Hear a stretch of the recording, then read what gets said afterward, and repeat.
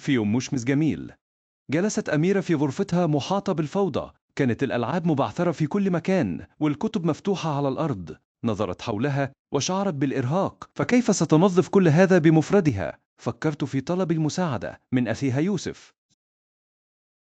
ذهبت أميرة إلى يوسف الذي كان يلعب في الحديقة وطلبت منه المساعدة. في البداية تردد يوسف لأنه يريد مواصلة اللعب، لكنه رأى حيرة أخته وقرر مساعدتها. اتفقا على خطة بسيطة: يوسف يجمع الألعاب الكبيرة وأميرة ترتب الكتب والقطع الصغيرة.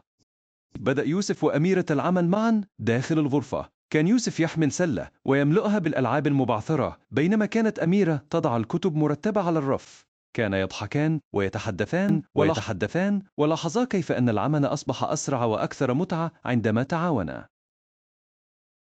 بعد وقت قصير أصبحت الغرفة نظيفة ومرتبة بشكل رائع.